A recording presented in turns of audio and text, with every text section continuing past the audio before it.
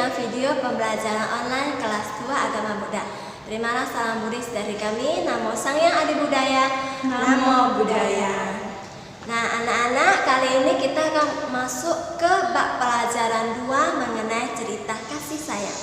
Anak-anak boleh buka buku Ahipasiko halaman 25. Ini ya. Nah, sambil mendengarkan Miss bercerita, anak-anak lihat bukunya ya. Nah, di sebuah pohon yang rindang tinggallah keluarga burung pipit.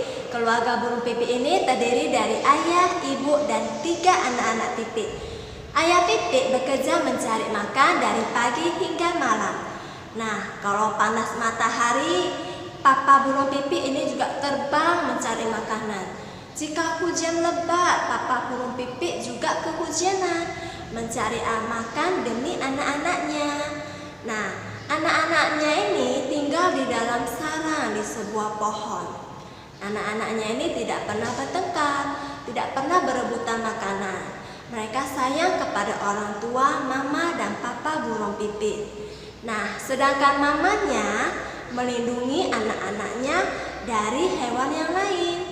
Nah, jika hujan lebat, mama burung pipit memakai sayapnya untuk menutupi anak-anaknya sehingga anak-anaknya ini tidak kehujanan. Nah, sebaliknya jika panas terik matahari, ibu burung pipit juga menutupi anak-anaknya dengan menggunakan sayap. Nah, sehingga yang menjadi kepanasan dan juga kedinginan itu adalah orang tua dari burung pipit, yaitu mama dan papa burung pipit. Nah, kasihan ya anak-anak.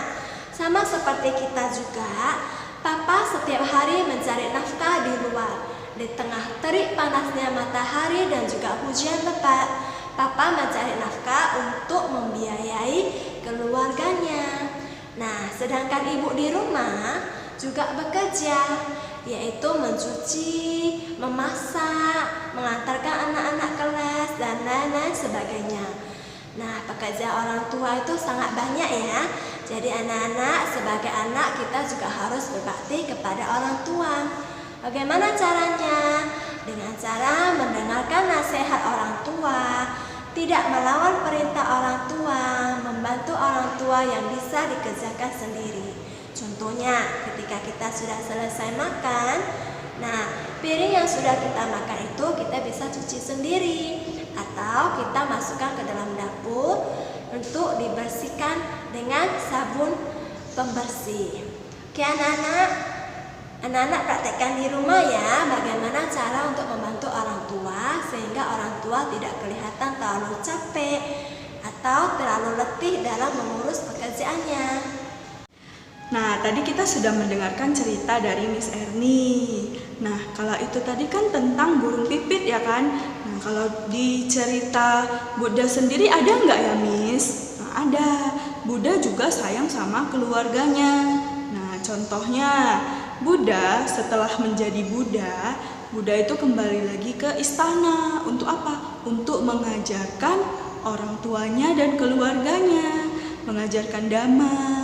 Nah, di sini Buddha mengajarkan Dhamma kepada orang tua dan saudara-saudaranya. Dan setelah mendengarkan ajaran dari Sang Buddha, orang tua dan saudara-saudaranya semua menjadi orang suci. Dan mereka semua juga sangat berbahagia dan tidak bersedih lagi. Nah, siapa yang mau jadi seperti Buddha? Ayo angkat tangannya.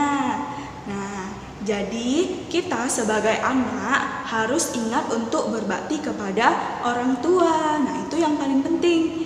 Kemudian, tadi contohnya apa? Udah dikasih tahu Miss Erni kan?